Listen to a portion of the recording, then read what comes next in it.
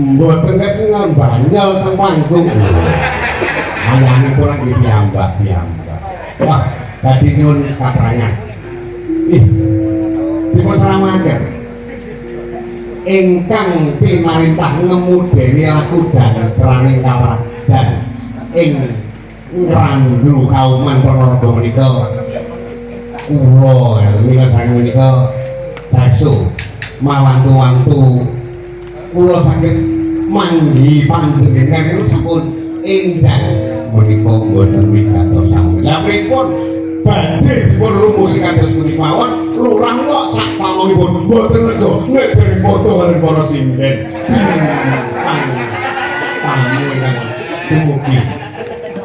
Kartika tamu. Nggih boten ditinamu. Tur kula nyambak nggih boten kepingin. Pikantuk kurmatan kados Bapak Kades Suprapto niki kula menika. Kula matur nuwun sanget. Dasaripun zaman yang sampun kados mekaten majengipun manungsa sampun pinter munggah dhateng planet sanes ewadene jenengan taksih ngukui ngugemi gandoli gondeli busana adatipun ing wewengkon Ponorogo niki kados mekaten. Kula sampun mujudaken bab ingkang limrah. Langkung lebetipun swasana bersih desa.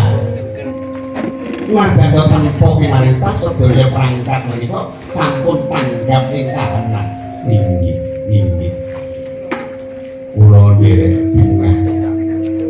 Etosipun ibu budaya ing kados dene kakagelar ing ngrandu menika para dipun dipun miruji. Menapa inggih? Inggih. Dewi Nuswantara badhe mameraken menapa ragatipun boten sekedhik inggih dipunrasani bal-balan. Mereka ora dalil kandas nadyan dereng dumugi tengah-tengah lampah. Banyak kabudayan. Mliginipun ingkang mapan wonten Jawi. Yen Cinandra lho napa menika? Kutha Waling Gresik, Surabaya pelabuhan dagang misuwur rojak cinurip. Nggih kok. Marmer ing Tulungagung nanas Blitar tahu Kediri riyoke Ponorogo yen tobrem mendiyun rimong Jombang topeng Malang oreng-oreng kang kaluka kutha Ngawi Padang Kulon bangan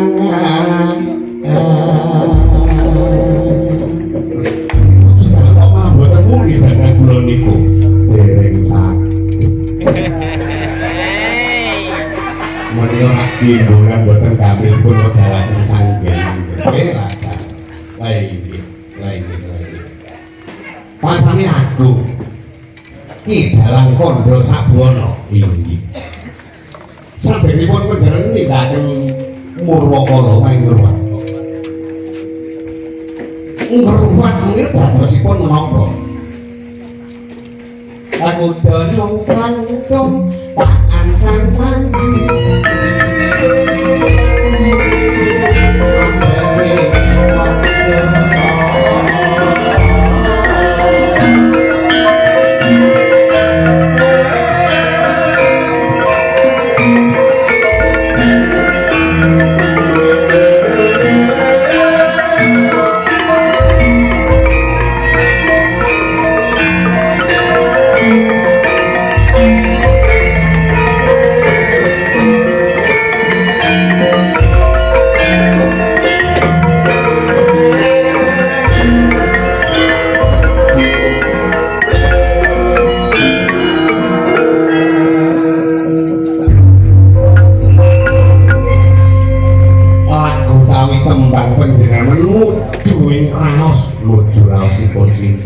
kula ing atasipun kepala desa Ngrandro sampun berisa menika tembang menapa lho gubuk asmara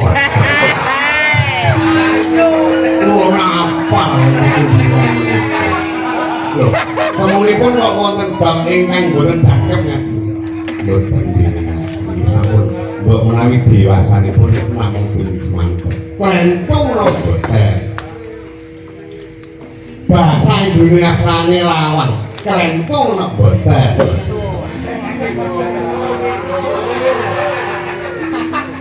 bahasa Indonesiane demi klentung lho boten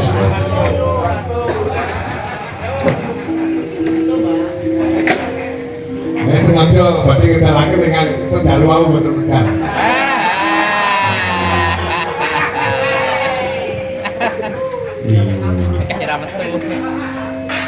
rumah ini apa? Rumah menikah ngelebur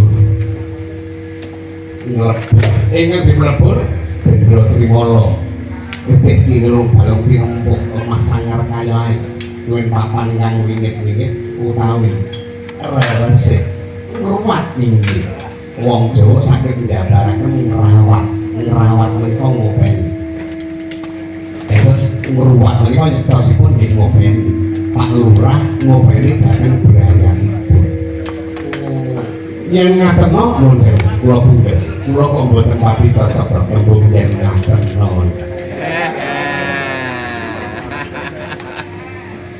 lho kalase yang mengatakan noni semunipun wonten lho dawuh wonten kok kula hitung ngantos sanget kanjen ping 17 yen ngaten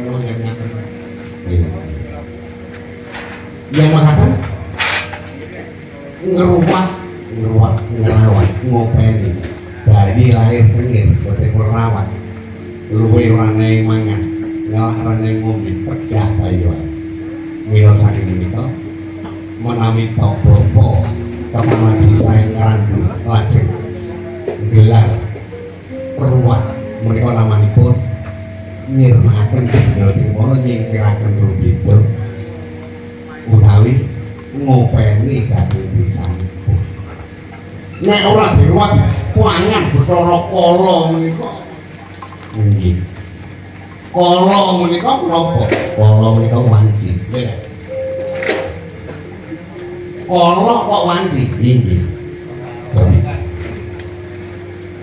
Mas Kangko rawipun kala menapa kala nedahaken wekdal kados ini kula dipedhangu kalih Bapak Lurah ing Randu Mas Sukra rawipun kala menapa kala nedahaken wekdal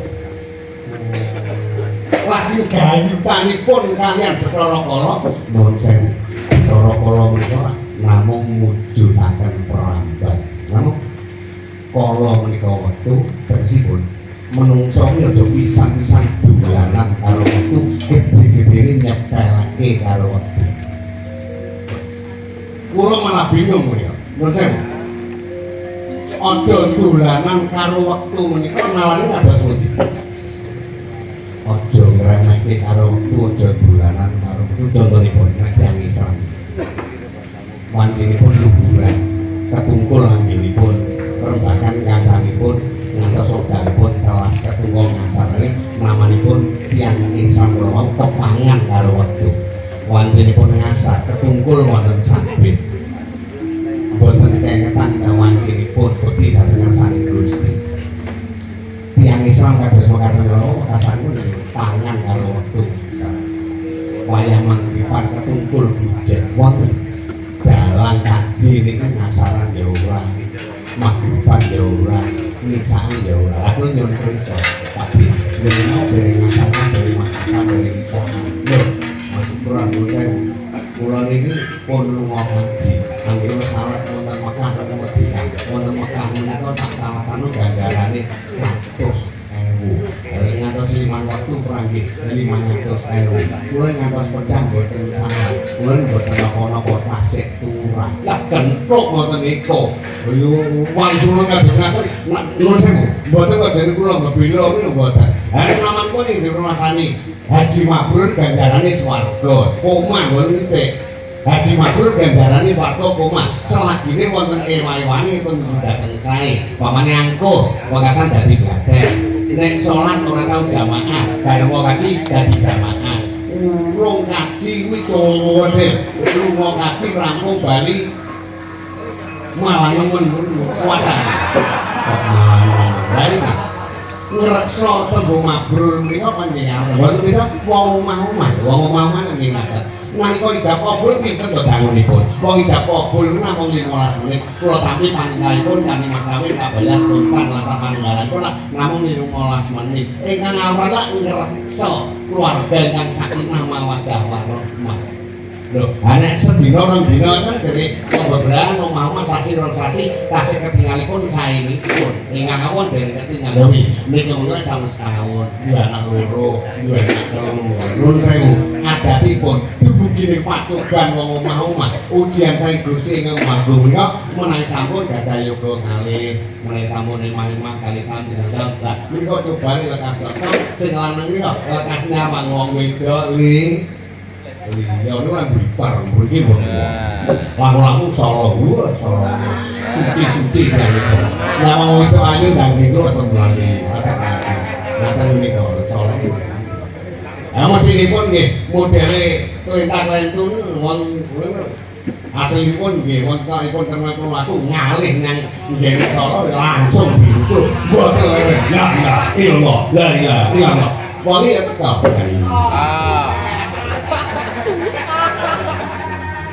buatan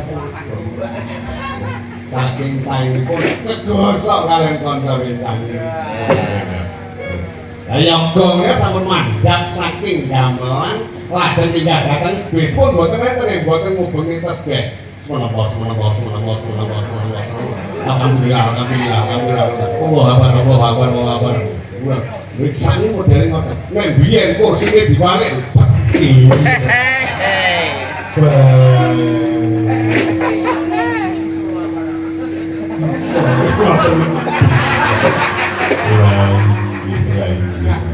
Mereka rumit ingatan mereka model pun lalu jadi kita nggak rotor nggak keperluan wayang uang jenis lagi gitu ngulungi keliringan dia ditutup lagi lajeng kami departemen pajak dan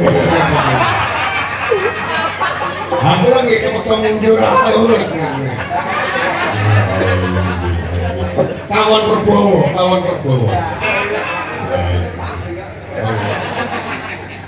lagi dengan malah nyepain ada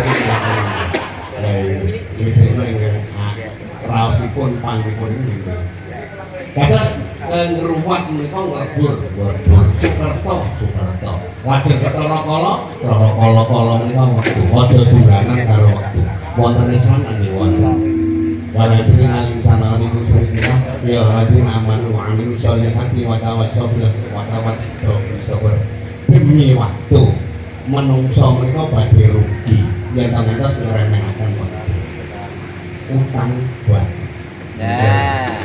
utang bank ngantos minggu lah 6 bulan nah nganti tekan sasi kok dereng bayar so anak-anakipun dereng menika mangke dipangan Rokolo tapi boten ngaten ingkang kangge jaminan mesti disita kaya mriki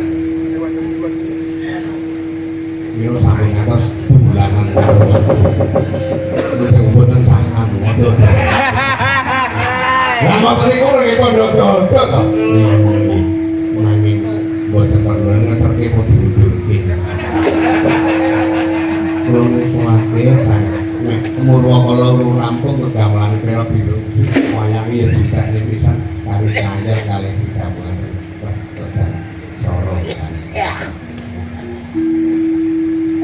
sing aja dolanan karo wektu lambangipun Rokolo pangapunten sajen niku para ulama wonten ingkang nuwun penake pamatur membonis nyajeni demit monggo kawon tiyang nek boten remen nangipun ngendika sak piyahipun raosipun namung boten kepareng nyelah rumati apa ta sajen apa sajen tak sajen tembung sajian menyajikan pada Tuhan yang Maha Esa nah niku nggih wonten sing takon apa kula salah ya doyan sajen pangertosanipun boten wonten unjuk rasa menika Gusti bumi ngranggul dipun tanemi subur makmur banyu mancur tukul kang sarwa tinandur jinawi murah kang sarwa tinungku jagung ya tukul jagung, pari ya tukul pari. Nggih, kula lajeng kelingan. Pak lho nek Pak Murti kula ngaku.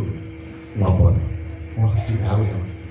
Makanya kok bumi kita Sami-sami kembali Pak. Wah, jinawi kata rahajo tukul kaki mandur.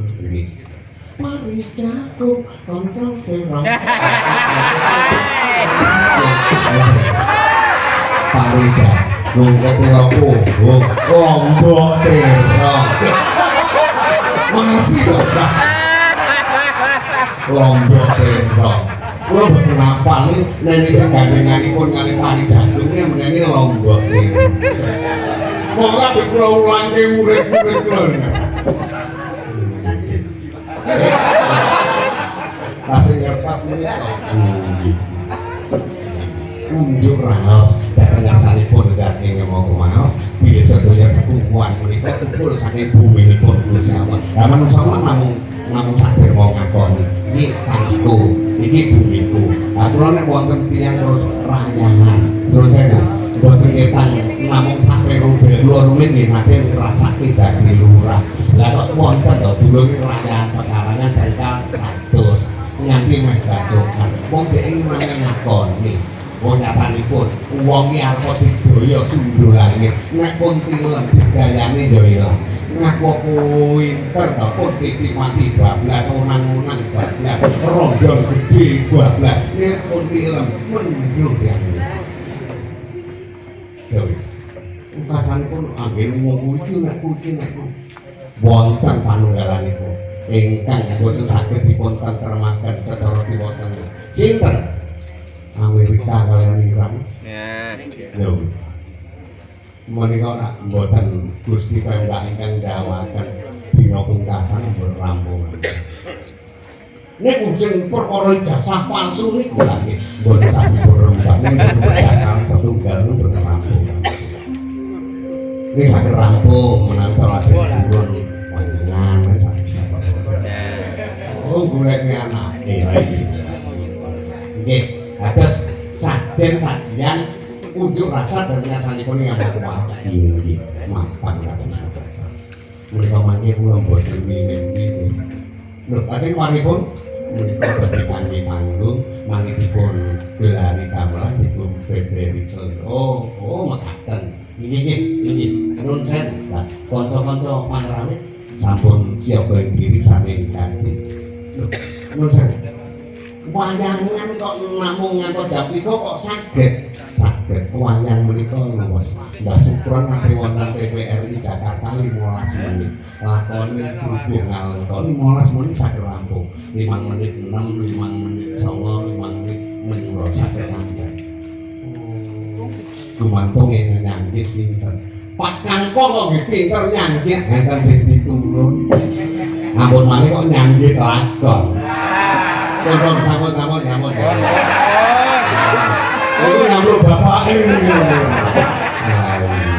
Lah iki ngatani kathah sedulur mboten adoh konte ngaten. Lah nggih. Menika badhe kangge nata gamelan. Lajeng gendhingipun kangge ninggalken nata gamelan sapanunggaling ginunjing mawon rumiyin pirang banget. Ginunjing inggih.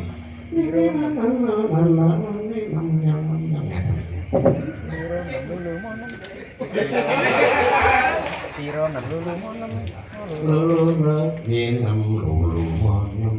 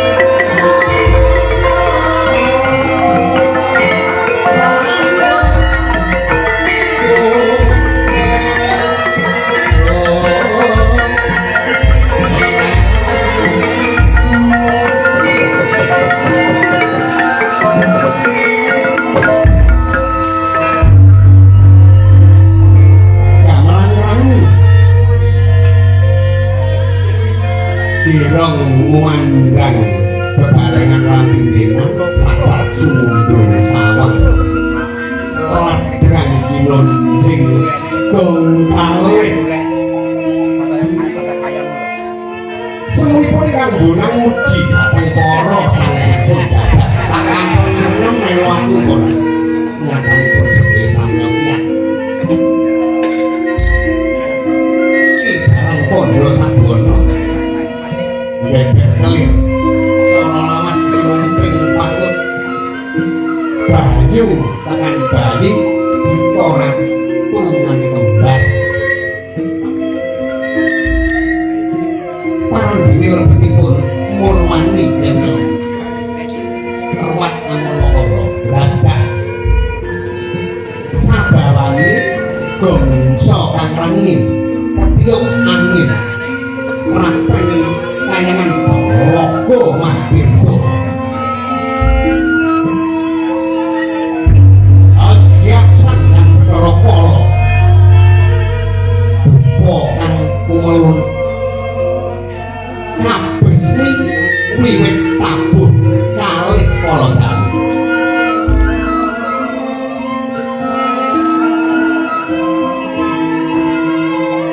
nampak granane sandang Bathara Kala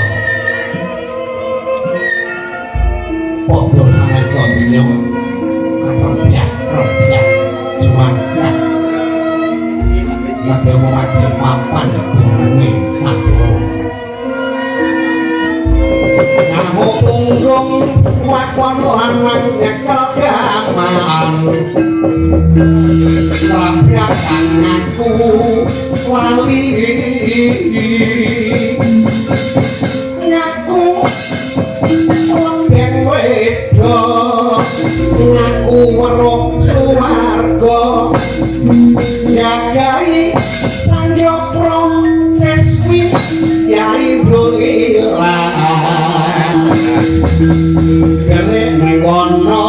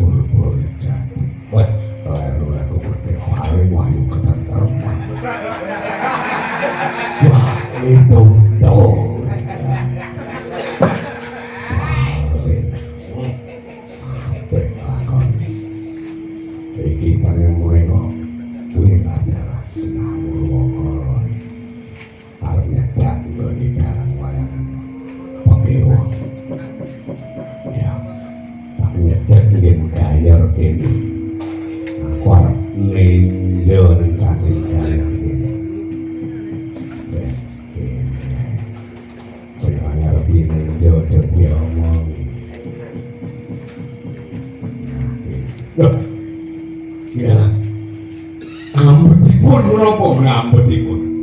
Mau dupa kumelun gondang mrek wangi. Lah menapa kasan kula niki genah gadanipun tiyang sepuh ingkang sampun ageng. Kadek wayu pitung dinten ambetipun. Apa ya iki? Namita dipun parangaken kalilan kula badhe pados pangginan ingkang boten mambet kados mekaten. Lho ampune jangka blendrong ae. Oh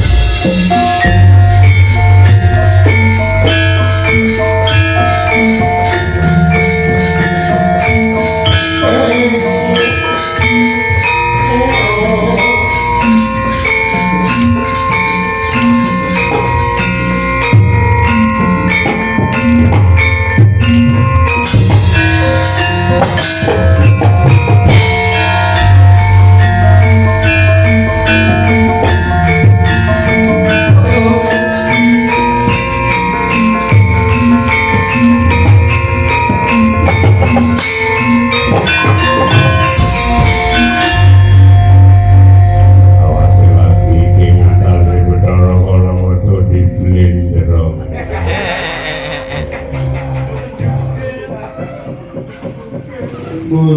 Sindene bukai kaca siji tekan buri kok renek ireng iki. Ngasmitane aku supaya lungguh. Tanggalan mertandani yen panjenenganmu prisa lawan aku. Aja ing wujudmu sak gunung anakan. Duk nalika isih bebakalan aku wis mangerti. Dumadimu komo salah. Dumadimu komo ora lawanan antaraning priya lan wanita. Apa iya? Iya, mara coba gatekno. Tumanduk pacalmo sagung kang pinanggih ganjil. Ya, ketok, ketok.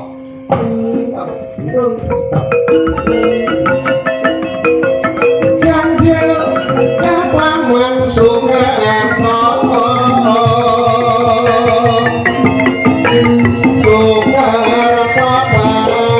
besok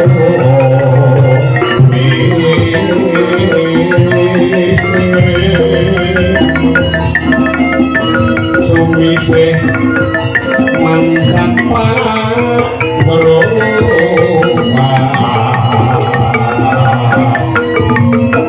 arwah dalam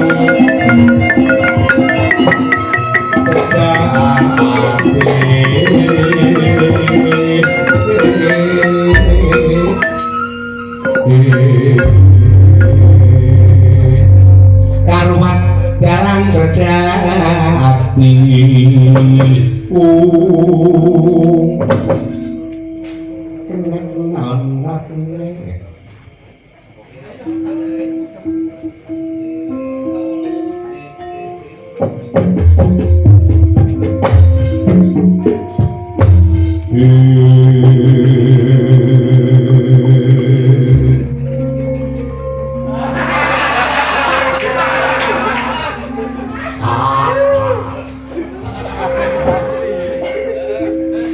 Lawang piai kasar kok dia cakor mawar.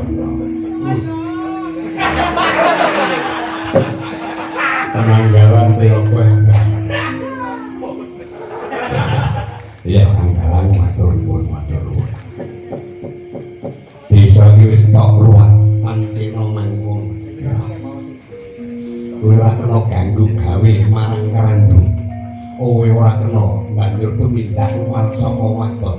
Kowe mau ora wis krungu nadya upama ora bisa nembak kinanti mau momot kang surasane desa kene iki sering wadene dalan sejati nyelingi dumadi kang ora sakwan kae dumadimu ora lawanan priya lan wanita arane komo salah mula kang saka iku yen to liya-liya padha ngegungke padha ngajeni nang kowe nanging dalan Purwosati ora bakal jer dumadimu iki dumadi sing ora dikarepake dening wong tuamu mula dadi ilo-ilo ya Ponorogo ya Blitar ya Solo lelungan ora perkara cara guru nitih lembandini ameng-ameng ing penggalih nglipur ing penggalih ramankan garwa Dewi Mo makan ana ing ngarep cara guru linggih ana mburi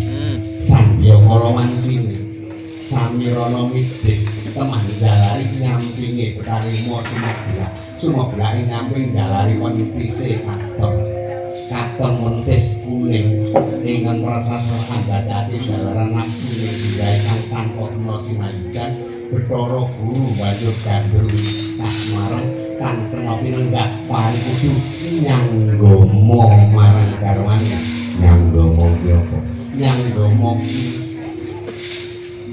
tunggono bersetubuh aku ora ngerti bersetubuh tentu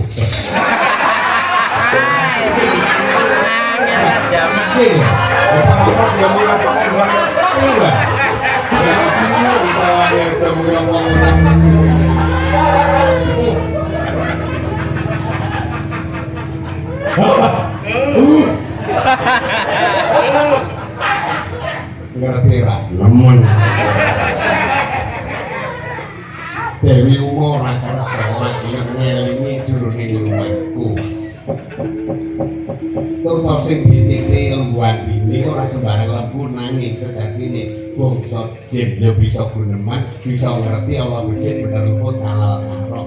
Jalaran lembu andini iki kondi. Putrane Jin Roh Pratanan saka ing Pulo Dharma. Lembu andini anake Jin Pratanan. Ya kan sing kangen. Kowe arep pameran kudu ngraweh kaya ngono. Kowe saya ngulon ateges padha karo mulyae segoro.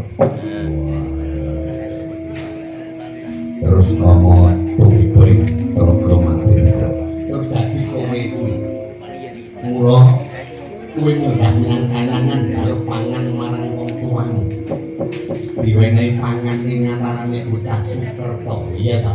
Untangan ing banding tengah-tengah ing banding dono dini dono bangsa pasang berlawan sendang kami kanggo kami sendang sarangga saripi Pandhawa kendali Pandhawa madangake Pandhawa pipilan lan isih akeh meneh liyane ingkang ora bakal rampung lamun diwaca ing wanci saiki pitakonane bayi utawa bocah sing wis lakon tok pangan pira wae aku wis ora iso ngitung saking akeh kira-kira ing antarane lanang karo wedok sing akeh sing tok pangan sing ndi benenge ya wedok umur bangsa pira pokok kiwa tengene 17-an wedok upama umpangan ping rumunting kuwi gek wong tuwa wis umur 40 sudimen kula tak golek sing enom kok urung konangan kowe urung diruat mesti kowe sing dadi panganku kowe rumasa luput gedene rumasa dosa ora lho ya ora iso dosa piye luput piye kok ngono lho lha iki aku takon kowe pondang nggawa kamu ora nggawa kanca biasane pengendare wedok terus enek-enek pandak kaju gacak sing tinggi semar iki kowe kok ijek apa gunane nggawa kanca yen dijo laras wis rampung rampung iki nunji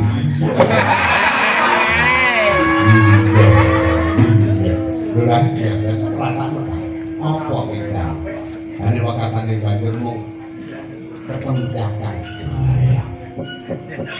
kowe rumasa kleru ora rumasa dosa ora mangan bocah Sukerta babar pisan ora terus dasarmu ora rumasa dosa kuwi lha kuwi ora paringane utawa cadongane Kanjeng Rama Pukulun Bathara Guru sing diwenehke nang aku ora rumasa dosa aku mung sabar ngomong pikiranmu kena mikir Allah becik bener bisa nggunyawan mripatmu drawan bengi bisa ateges kowe iku ya tembunge sing gampang ditampa normal ngono tegese pikiranmu ya kena kanggo mbedake Allah becik ala karo lho bisa ning aku ora karo sing halal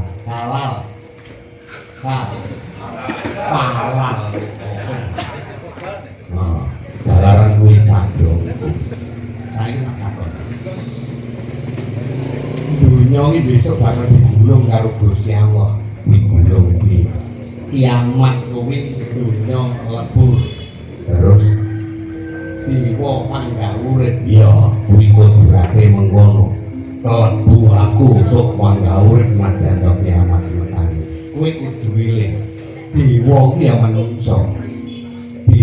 menungso krana ngombe banyu penguripan wekasane tantenan ning ati kena lara kena susah ora kuwi sajroning dunya dibilang ana dunya uji ukur aku ora ngomong terus karepmu aku munggah nang gunung Himalaya India kono gunung Himalaya iki madhepke apa karepe dhewe sangga bumi disangga bumi nek bumine hancur apa gunung kuwi mabur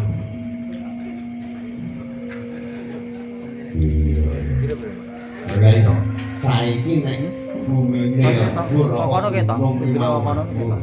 gunung kaya hancur aku mabur aku bisa mumbul kuatku sepiro bisa pesawat nih saka Juanda Surabaya tekan Jakarta kuwi banter-bantere ya sak jam seprapat atau jam 10 menit kuwi kok luwih suwe lendaran lunga kaji kuwi racane 11 jam gone mumbul lan pesawat mau gone lengket iso kok luwih saka 20 jam sak suwi-suwine ngono dhuwur kuwi suwi ana ngesor ora kowe aku nganggo kaya ngopo-opo ae sing dhuwur kok suwi-suwi bakal ngesor bisa ngrasani bisa lan ngrasani Betari Durga sing tak takoni Durga kuwi bojomu apa ibumu Sarwa Kresna Kusuma swara barung kayung-kayung syukur yen ingsun kang nyucuk aja kang mung ning dada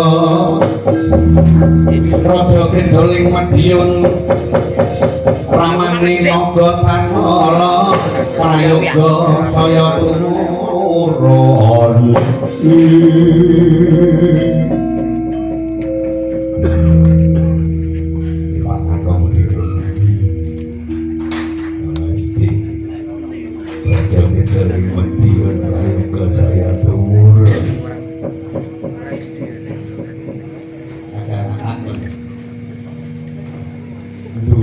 gunung hancur kowe mabur kekuatanmu sepiro kowe bisa dapat ngersani sing maha kuwasa wong tuamu sapa Rama Putra Bathara Guru aku ora bakal ngomong keadilan aku bakal dibebaske ora beda kowe sing nyimpen duit nganti setengah triliun kowe masih pirang-pirang blebek nganti 470 kepala luwih kilograme kowe. Ha kuwi diksa sapa sing arep midono? Sapa sing arep ngadili diksa ora enek. Aku ya ngono, aku anake Gusti Allah. Gusti, kowe kok ngaku anake Gusti Allah iki ya? Ramaku ora menang murba tanpa nang kapurba, menang masesa tanpa nang minasesa, menang anake tanpa nang ben yoga agak. Kuwi priya Gusti Allah. Aku baik kairu nek Bathara Guru kok anggap sing maha kuwasa kuwi tau krungu Semar iya tau krungu Togo iya mau sore yo metu Togo ki lha iya Semar yo metu kuwi ngerti apa Manik Moyo dosa namane wong kuwi Antogo Ismoyo Manik Moyo bapakmu Adine Togo, Adine Semar. Pitakonan. Apa ana Gusti Allah kon duwe kakak? Aku wis ora lek pangan nek malah kok pojok-pojok ngene iki. Wis ora pangan malah kok pojok-pojok. Kanggo ngerteni kowe iki. Lamun kowe nang nyipta jagat sak isine Gusti Agung wong iso ngaten Gusti Allah, ana kang masani Tuhan, ana kang masani Gusti utawa yang didiwasa lan sak panunggalane. Dadi ora kok Bathara Guru. Aku besok nampa pidana. Sembodo lan dosamu mesti bakal dipidana. Saiki ngene Kang Belan. Aku tak takon. Pendak malam semua akeh wong sarungan, akeh nganggo klambi dawa tur putih, nganggo kedhu kono, nganggo kedhu putih ya ono. Padha ndonga bareng kae karepe piye. Para ulama ora lerene ndak dina sinamtu padha ngedongake asmane Gusti nyuwun marang ngersane dhateng waktu pinaringa wajib dunya praktekake. Lah saiki aku ki kok arani dosa. Pancen mengkono. Iya. Aku mau kok dawuh karo Betari Durga kuwi sapa? Ayo. Kuwi ibumu apa bojomu? Belok-belok. Kok belok-belok iki? Kali delok kebutuhan ngono. Awan yo ibuku nek bengi ya duduk. Caramu ngono. Iya, ngono iki ora masa dosa. Becok. Cangkeme Durga mrongos, ngesor ora mrongos. Ya ngono caramu ora oleh. Ya piye? Saiki ngono. Kowe besok pengen cemplung neraka bisa nggaswarto nrantuk pangapura. Yen aku tobat ana dawuh saka Kanjeng Nabi, menungso kuwi madhaton gendong dosa. Jroning setengah dina kok gelem tobat, isih ana laman pangapura. Ana meneh Kanjeng Nabi angin dawuh dosa sindro langit sak jam sadurunge mati gelem dalem pangapura isih di ngapura. Wis kanggulan aku bareng tekan ngrandu padang pikirku, aku anggere antuk pangapura kuwi ya kudu nampa mantra-mantra dhuwur kaya dene kang kawaos dene para kyai lan para ulama. Ya aku tak nindakake ngono gancarna ngandhalan adusa kramas wis nalika maju mrene lagran eling-eling pelok barang najan kok ngemen bakal ngetake kowe nggone pangkudu sumber pikirmu padang rasane.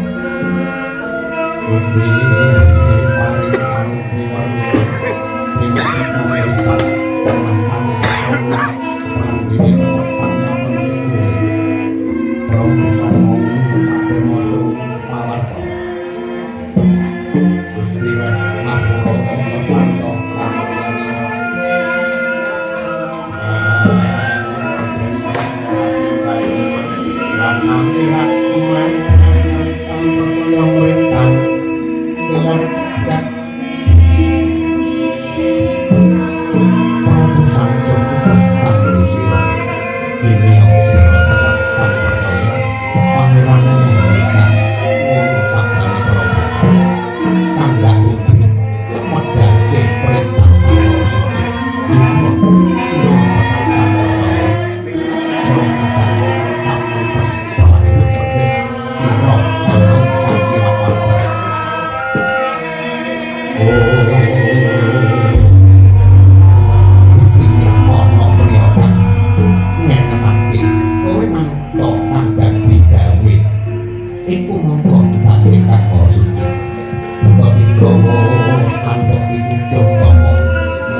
prayoga manungsa tan patut yen kita pancet krana pinteré kita bakal bali marang ngersani kan lumrah manembah marang sakinganing datang ngomong sira kesasar ing dalan yen ngetokake depan percaya marang kang ngomong terus kawedan terus warga kanjengan ibu becik yen omahku makseni kang kumulan kang poso wis kapur disane maring mulya becik aja nganggit becik-becik kan ana prajurit kang tumurun saka langit swara guru sira dadi mlaku srana swara guru sira dadi mlaku kang moyoki utane bakal dipun nangani dadi kan ningali ora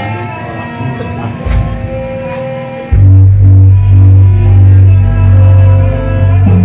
tapi mesti sumini pringesane Gusti Pandore panguasane bumi cetar den sudurake wakasan ngasilake sun cetamake kebun-kebun lan sumberkan model-modelan mangkoko kancane mudine tetep takon syukure moga suci tanggane bumi oke kang nyusul dimadine ning srengenge kang mapan ing gununge rembulan kang mapan ing gununge dadi rembulan cecil lan sengene uga sunciptake samudra sunciptake tumpahan bumi lan ngrasake tumpahan samudra susun dermati lan ana kang bakal nulungi manungsa jogo awit saka rahmat upama sira nulung sira mesti wedi urip pasih saben nanging sira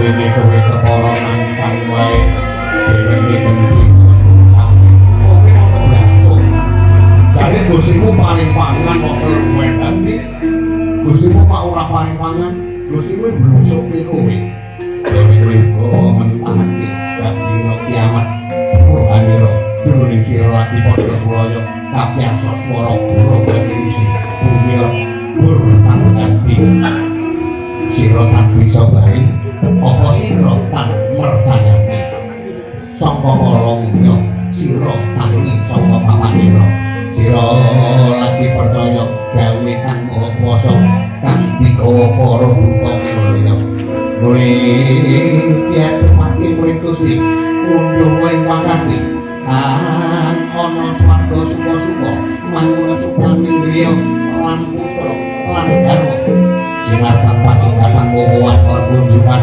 Dwana mulya ngono gawe kang murbe pawana kosok dalile mringkang kang percaya Gusti wakasan menika sira kudu pisah lan wong kang manut wae gawe kang muridan aja nyembah setan nyembah ingsun dadi sira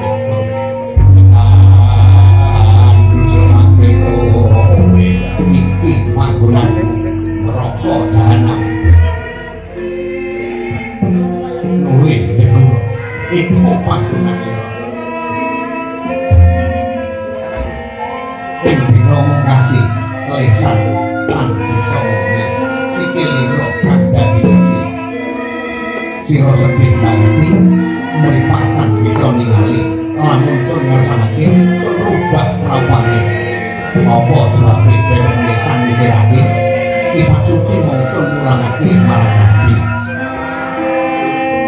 banget kawedan pasiksan tetep kanggo kang padha ingkar sira kang nyawang kewan kang durang kang aneh kandhang dadi kacipta dening kang kesan kewan kang tumpakane uga dipangan dagine diombe susune ya kene tetep kang katon syukure sira tetep nyembah sak liyane kang ora ora kang bisa nulung sira dheweke aja kaya ingsun monggo mangerti sira tandodo dimati rasa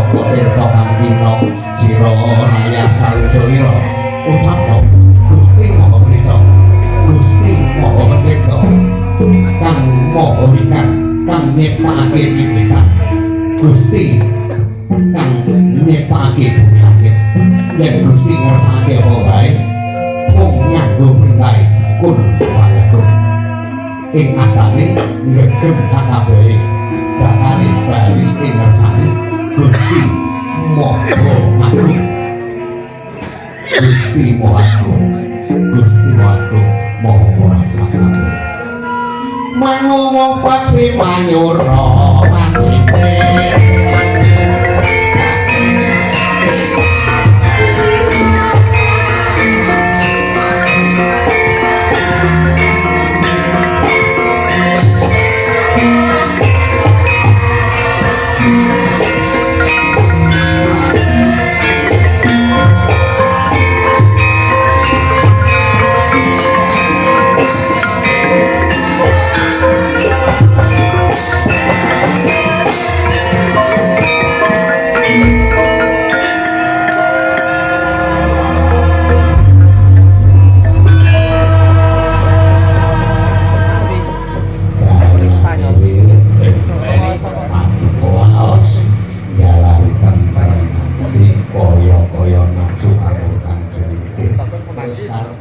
aku njaluk pamit ya ben ana rasa tali katresnan aku karo kowe aja panggah musuhan aku karo kowe aja panggah dadi musuh aku paling ana tali katresnan dan akan tampil janjangan lemen godhong apa-apa kebutku godhong luwih ajal batik tetes lili urip coba panggang bujen kebakalan ndok tak jaluk kandalan yen ana kuwi aja biru yen ora ana kuwi aja biru iya karepku kaya mangkono pakir plumpang cacah 144 dawanan pisan iki kanggo dulur-dulur ya itu pancen kaya mangkono lawat ngisani dawuh muga kinabulan ngerandu ayam tentrem salase alis rumido manggih yuwana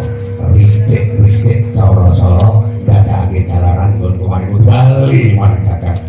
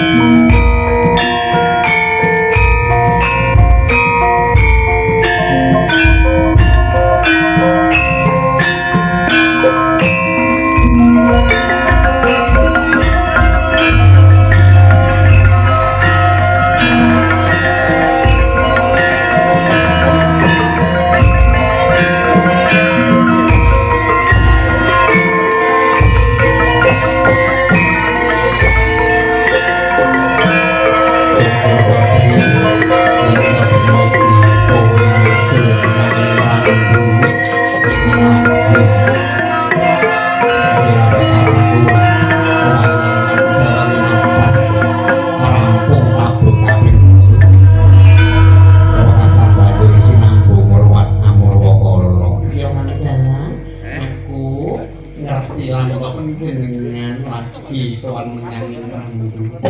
Iya Kang Dalang. Malah kowe aja bali nyang-nyangan tak titipke ana ing Randu kene. Melu ngreksa raja dadane sagung kang para brayat, yudah yurah yutut yunah kang jo kang rintang jan kang. Iya.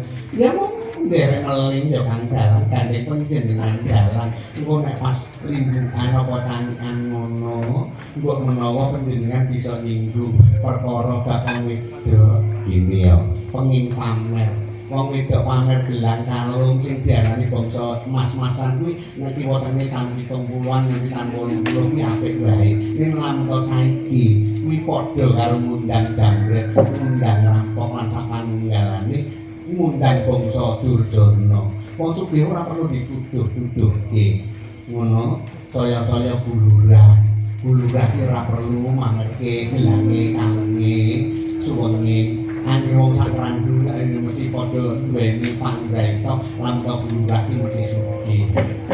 Biyen ya ono dalang ngrangkep dadi lurah barang ngono kuwi karepe bojone iki ya nyudoto tamu sing rawuh Pak Camat lan samangalane ngono kuwi kalunge bendel-bendel karo sing lanang ya rene karo sing lanang kuwi dilekne kuwi sing kok pameri sapa rakyat iki bodho kekurangan ora mangan ora ngombe durung kanan susah kuwi banjur pameri kan pokasan dol gitu tempul iki jenenge sing wedok diapusi ngono nganti saiki ora dimangke nang yen.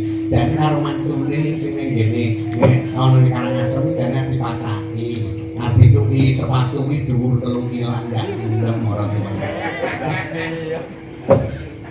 Iya. Jane dijo karo mantune ning Karangasem kuwi piye mangke iki. Derek meling wong wedok rasa pamer ngono ya kan. Aku ndarbeni penyuwun kanggo tali rasa katresnan, wedak suri, milon tak jaluk, bantal anyar, kloso anyar uga tak jaluk. Ing pengajap dadi rasa tali katresnanku lawan berayat ing Randu. Aku ya ngono kandhane. Piye? Sedono para brayatan iki aja nganti lali. Aku wong lurah sing duwe sandang pangan. Amane Gusti nindakake memala sing tumiba marang tanduran kuwi bisa uga ingkang lipya iki para kawula dhewe para petani dhewe coba saiki nek nindakake panen saking 13 kintal sing sak kintal disodakoke panen 13 ton sing sak ton disodakoke kuwi jenenge zakat mal waton para brayat petani sing padha panen gelem ngetokke zakate ing kono kok bakal diayomi dening Gusti ora beda dalang iki diitung kali pira sawise kanggo bayar wiyaga marang dono lan liya-liyane upamane kok isih ana turane gampangane mangcap sak juta mamane kuwi kudu sisihne sing 20 2 juta sisihne sing 50 4 juta sisihne sing 100 lan sak teruse kuwi engko terus dibethok pendak sura nggih nyantuni cah yatim sing diwenehi santunan mergo nglumpuhi duwite dalang saka zakat mal kuwi mau kuwi padha ndongake mulane dalang wekasane njur 10 lah ora duwe kaya titik ngondol aja kok kandhake ngono kuwi nyinggung perasaan sapa enjiker ora bakal wong kuwi wong tiken mungkin panggung cipta lah boleh ngebleng wae ono gunung ngulu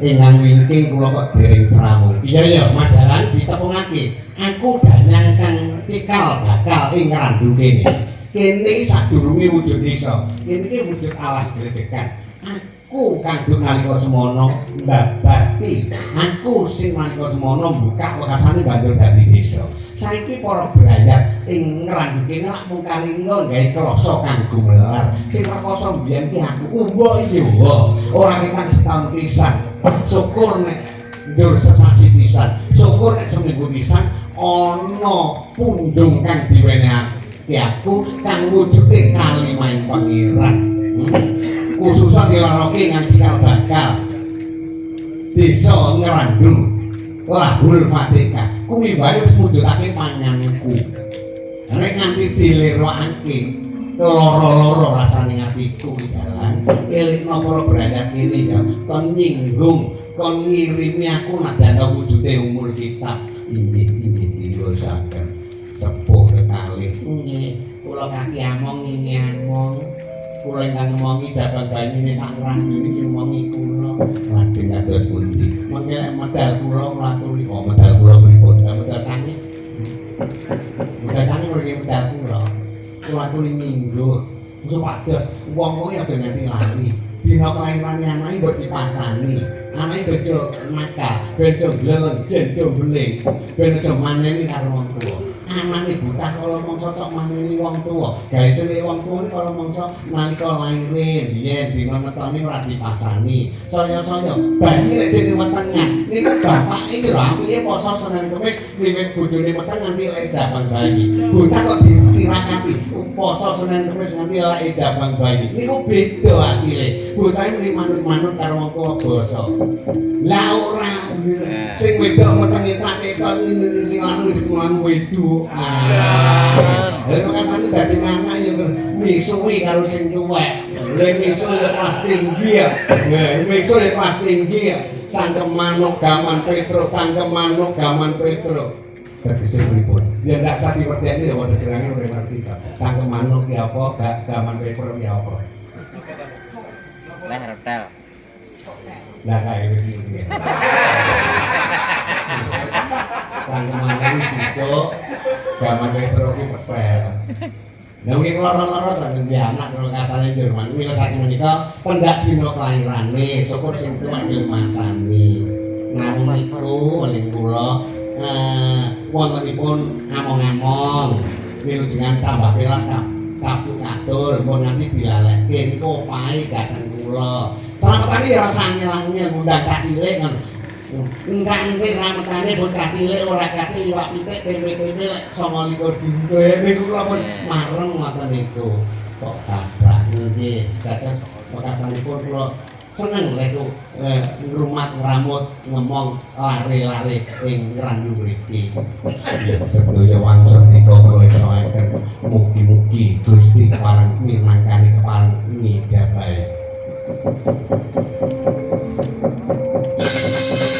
kula putra ingsun kirek kuwas wanti pisah lan jenenging wang yo kuwi nang arep Besek sironeng praja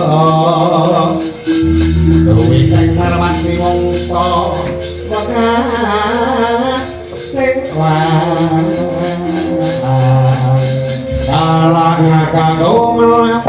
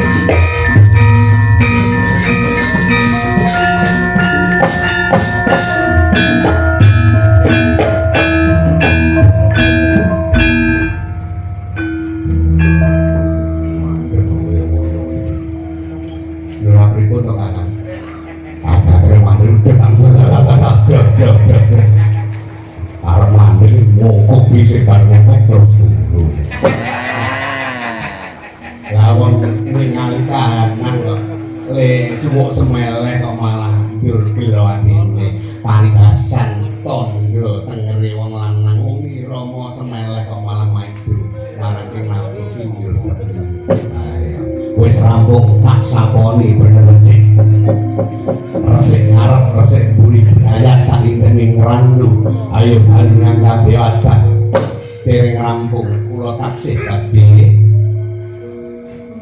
budal kembang setaman wonten ing Gapura Ngajeng tuwin banyu sanga minangka dados sarana jamasipun denganipun Bapak Maladesa kanthi makaten badhe rampung samudayanipun ya nek pancen kowe mangabdi siki